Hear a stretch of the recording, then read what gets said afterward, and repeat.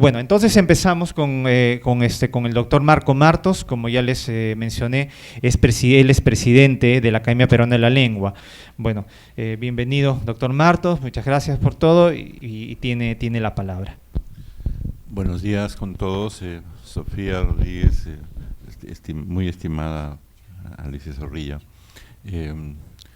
Queridos amigos, yo he tenido la fortuna de estar en los comienzos de la asociación, conversando con varios de ustedes, particularmente con Sofía Rodríguez, porque ambos somos de San Marcos. Ese hecho yo creo que fue fundamental para generar un espacio de confianza en todas las conversaciones que tuvimos. Yo le hice alguna pequeña sugerencia y de hecho que participamos también en el primer congreso que ustedes tuvieron el año pasado.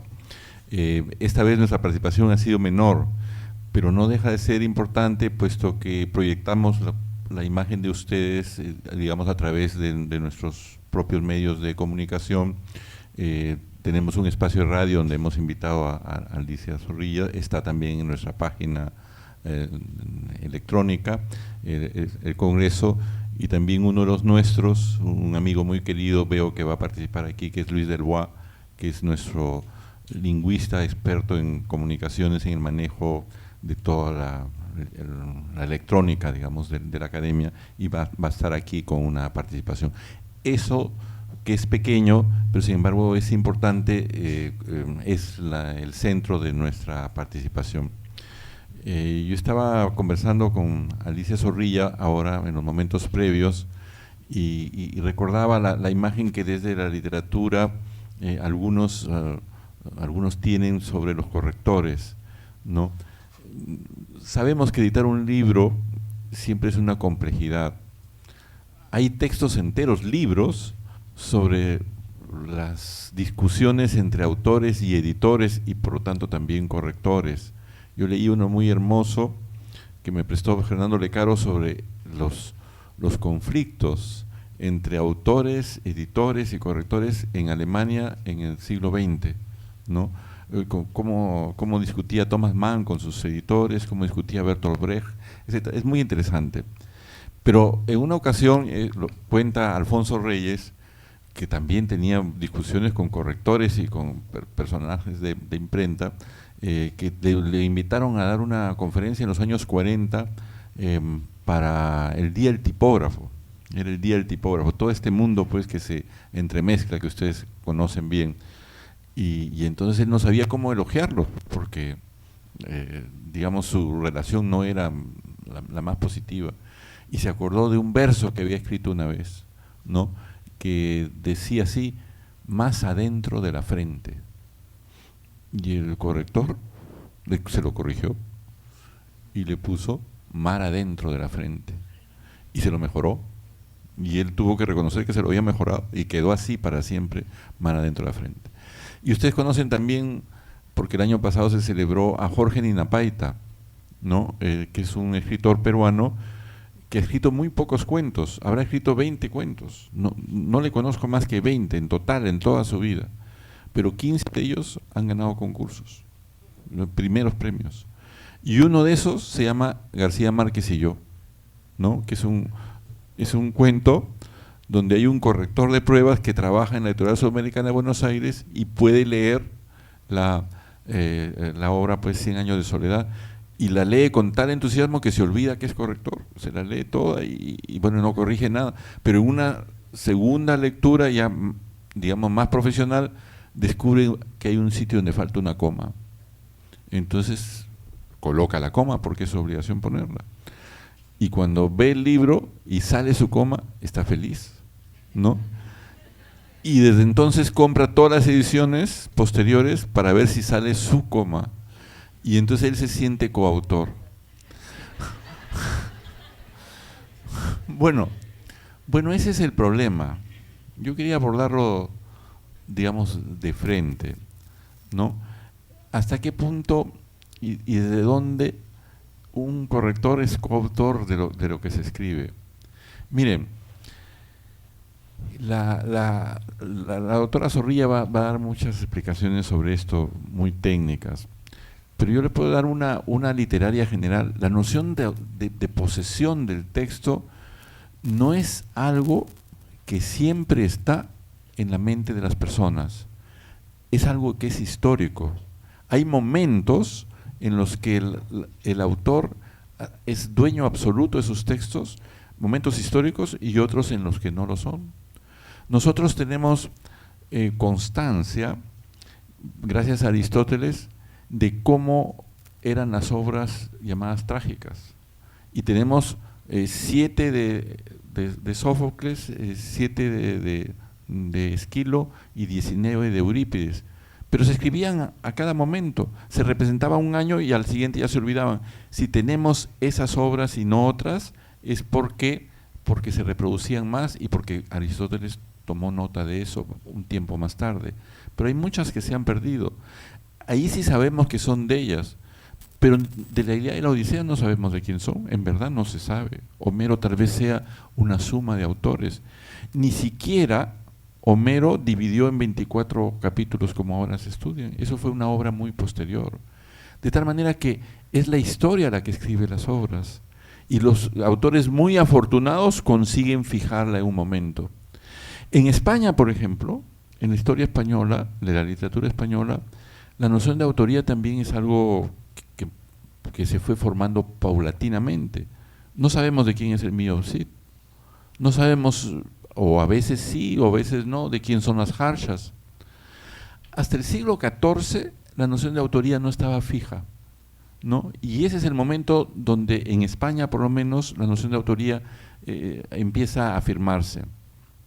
Un autor como la Cipreste de Hita, por ejemplo, todavía dice que cualquiera puede entrar en sus obras y cambiarla a su guisa, es decir, puede cambiarla como quiera, puede cambiarla como quiera.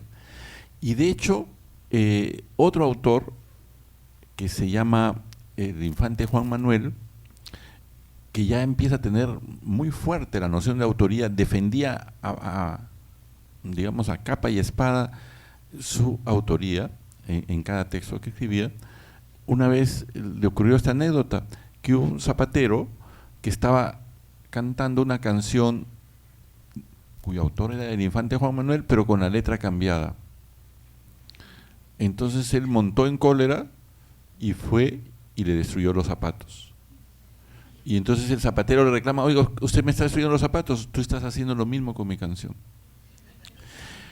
Pero al infante Juan Manuel no le fue muy bien, porque celoso de sus propios textos, los guardó en códices diferentes para que la posteridad reciba tal como él los imaginó, y ninguna de esas copias es la que ha quedado. Ha quedado otra que está pues también modificada por terceros. De tal manera que siempre eso puede ocurrir. Pero en épocas recientes, y este es un tema que nos concierne bastante, ¿cierto? La noción de autoría está muy fija. Sin embargo, ese espíritu comunal al que estoy aludiendo, la posibilidad de cambiar los textos, siempre existe. Miren, en los talleres de poesía, por ejemplo, las personas que llevan sus poemas y que las someten al veredicto de los demás, pueden cambiarlos. Mejor dicho, hay terceros que intervienen, pero de todas maneras el autor reserva el derecho de aceptar o no esa sugerencia, que es más o menos lo que ocurre cuando ustedes reciben un texto, ¿cierto? En general los autores, la mayor parte de autores aceptan que les corrijan, pero otros no aceptan. Y entonces depende también de la importancia. Como me contaba Alicia Zorrilla, ha habido un caso de un libro todavía de español donde el autor no aceptó.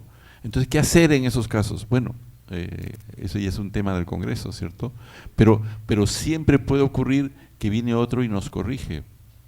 Mire, un caso célebre que ha salido incluso en los diarios acá, ¿no? Hubo una escritora en los años 70 que se llamó María Emilia Cornejo, que escribió un poema bellísimo, o varios poemas bellísimos, uno de los cuales se llama La muchacha mala de la historia. Esos poemas fueron llevados al taller de poesía, y ahí, bueno, se corrigieron, sí se corrigieron. Y también ella mostró a otros estos textos, y 40 años después de que ella ha muerto, hay algunos que han dicho que esos poemas son suyos. ¿De quién son? Bueno, ella los aceptó las correcciones y los publicó con su nombre. Eso no niega la participación de los otros. Bueno, me estoy yendo por otro tema, ¿cierto? Porque hay otro lado de la corrección que es estrictamente técnico, donde los que saben son ustedes, donde ustedes tienen el fuero y no el autor, y esto tiene que estar determinado con mucha precisión, ¿cierto?, en cada trabajo. Yo estoy hablando ahora de la literatura, pero ustedes no corrigen solamente literatura, corrigen textos de cualquier área. Y por ejemplo, una cosa en la que hay que ponerse de acuerdo siempre es por ejemplo, en los símbolos matemáticos, ¿no? En las abreviaturas, ¿no? ¿Cuáles son las abreviaturas aceptadas en español? Y a veces hay contradicción entre lo que dice la Asociación de Academias y lo que piensa la Asociación de Matemáticos de un determinado país. Hay que llegar a acuerdos. Siempre creo que tenemos que llegar a acuerdos y no a conflictos, pero también a veces, y eso les ocurrirá con frecuencia en su trabajo, ustedes tienen que decidir, digamos, sobre la marcha, ¿no? Y para eso pues tienen que tener un bagaje. Y la otra cosa que me inspira verlos aquí a ustedes tan entusiastas es una cosa que se proyecta al futuro, y es esto.